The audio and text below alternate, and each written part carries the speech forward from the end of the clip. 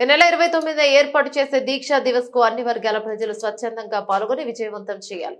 సంగారెడ్డి జిల్లా ప్రతినిధి దీక్షా దివస్ సందర్భంగా బీఆర్ఎస్ పార్టీ జిల్లా అధ్యక్షులు సంగారెడ్డి ఎమ్మెల్యే చింత ప్రభాకర్ గారి అధ్యక్షతన దీక్షా దివస్ జిల్లా ఇన్ఛార్జి దేవి ప్రసాద్ నేతృత్వంలో ఎమ్మెల్యే క్యాంపు కార్యాలయంలో బీఆర్ఎస్ పార్టీ ముఖ్య కార్యకర్తల సన్నాహ సమావేశం దీక్షా దివస్ కార్యక్రమం నిర్వహణ కొరకు పలు సూచనలు సలహాలను చేసి దిశానిర్దేశం ఆనాటి ఉద్యమ చిత్రాలను ఎగ్జిబిషన్ గా దీక్షా దివస్ లో ఏర్పాటు భవిష్యత్తు ఉద్యమాలపై ఈ దీక్షా దివస్ ద్వారా దిశానిర్దేశం దీక్షా దివస్ పార్టీ శ్రేణుల్లో నూతన ఉత్తేజం కలిగించాలి. రాష్ట్రంలోని సంగారెడ్డి జిల్లా దీక్షా దివస్ వేడుకలు ఆదర్శంగా నిలవాలి. సన్నాహక సమావేశంలో పాల్గొన్న జైరాబాద్ ఎమ్మెల్యే మాణిక్రావు, మాజీ ఎమ్మెల్యేలు చంటి క్రాంతి కిరణ్, భూపాల్ రెడ్డి, నాయకులు జయపాల్ రెడ్డి, ఆదర్శ్ రెడ్డి తదనంతరం మీడియాతో మాట్లాడి ఎమ్మెల్యే చింత ప్రభాకర్, దేవి ప్రసాద్ గారు ప్రాణాలను సైతం లెక్క చేయకుండా తెలంగాణ రాష్ట్రాన్ని సాధించిన ఘనత కేసీఆర్ కే దక్కుతోందని సంగారెడ్డి జిల్లా బీఆర్ఎస్ పార్టీ అధ్యక్షులు ఎమ్మెల్యే చింత ప్రభాకర్ అన్నారు. నియోజకవర్గాలకు సంబంధించి ఆ దీక్ష టీఆర్ఎస్ జిల్లా పార్టీ ఆఫీస్ కందిలో జరుపుకోవాలని చెప్పి పార్టీ ఆదేశించడం జరిగింది. మనందరికీ తెలుసు, తెలంగాణ రావటానికి సంబంధించి కేసీఆర్ గారు సాహసోపేతమైన నిర్ణయం తీసుకొని తెలంగాణ వచ్చుడో కేసీఆర్ చచ్చుడో అని చెప్పి సావు నోట్లో తలకాయ పెట్టి చివరి ప్రాణాలు సైతం లెక్క చేయకుండా తెలంగాణ సాధించినటువంటి మహనీయుడు. మరి ఈ విషయాలన్నీ రాబోయే తరాలకు సంబంధించి చాలామందికి తెలియదు. మరి ఉద్యమ సమయంలో చిన్నపిల్లలు ఎవరైతే ఉన్నారో ఈ తెలంగాణ ఏ రకంగా వచ్చింది ఉమ్మడి రాష్ట్రం నుంచి అని చెప్పి మరి ఈ కార్యక్రమంలో అందరూ వక్తలు పూర్తిగా వివరించి చెప్పుకోవాలి. ఎందుకంటే ఒక తరం గడించిన అనుభవం రాబోయే తరానికి ఉదాహరణ ఆదర్శం ఎట్లయితే అవుతుందో ఈరోజు ఈ తెలంగాణ వచ్చిన తర్వాత మరి 2 పర్యాయాలు టీఆర్ఎస్ పార్టీ అధికారం నుండి తెలంగాణ గౌరవాన్ని ఖ్యాతిని ప్రపంచ దేశాలకి చాటి చెప్పినటువంటి ఘనత కేసీఆర్ గారిది. మరి ఈరోజు కాంగ్రెస్ పాలన వచ్చింది. ఈ కాంగ్రెస్ పాలనలో ప్రజలు కానీ ఈ రాష్ట్రం మళ్ళా అధోగతి పాలయ్యే ప్రమాదంలో ఉంది. మరి అవన్నీ కూడా విరమర్చి అందరికీ చెప్పుకోవాల్సిన అవసరం ఉంది. కాబట్టి ఈ కార్యక్రమాన్ని విజయవంతం చేసుకోవాల్సిన దిశగా, ఎందుకంటే ఈ ఉమ్మడి జిల్లాకు సంబంధించిన అధినాయకుడు కేసీఆర్ గారు కాబట్టి ఈ మెదక్ సంగారెడ్డిలో జరిగే కార్యక్రమం ఈ రాష్ట్రానికే ఆదర్శంగా ఉండాలని చెప్పి పిలుపునిచ్చిండ్రు. కాబట్టి ఆ రకంగా చేయడానికి మన దేవి ప్రసాద్ గారిని బాధ్యులుగా పెట్టి ఈ జిల్లాకి ఇన్ఛార్జ్గా వారు రావటం అందరికీ సంతోషం.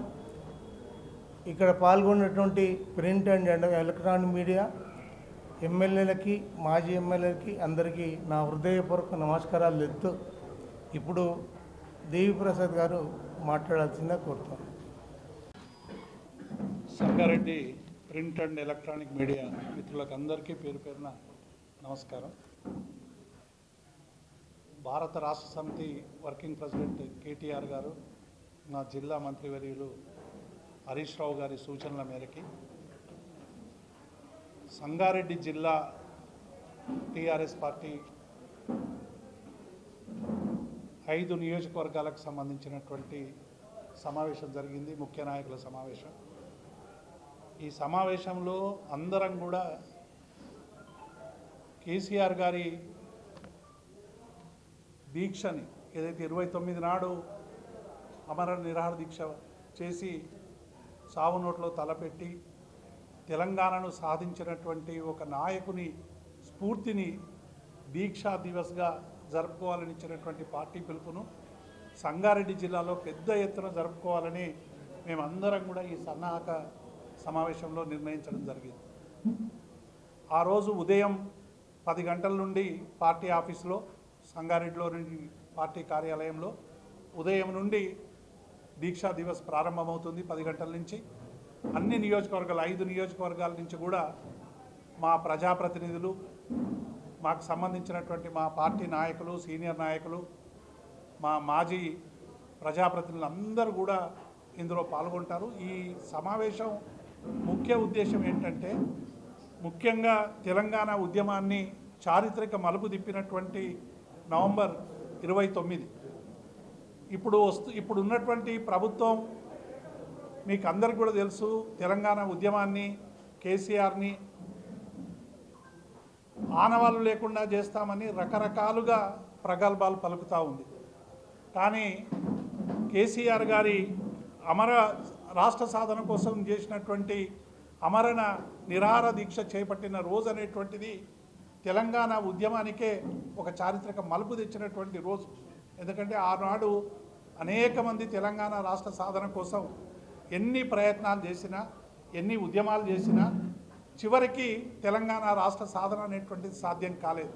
అనేక మంది అనేక రకాలుగా ప్రయత్నం చేసిర్రు.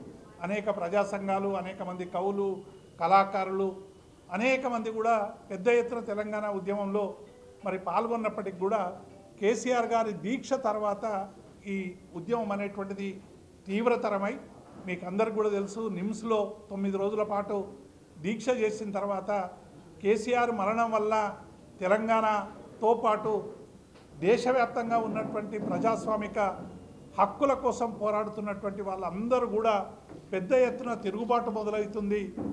మనం రాజ్యాంగంలో ఆర్టికల్ 3 ఇచ్చినటువంటి దాన్ని గమనంలోకి తీసుకొని ప్రజల ఆకాంక్షని గౌరవించాలని చిదంబరం గారి ప్రకటన మరి మెడలు వంచి ఆ రోజు కేంద్ర ప్రభుత్వాన్ని చేయించినటువంటి సందర్భం కూడా మనకు తెలుసు.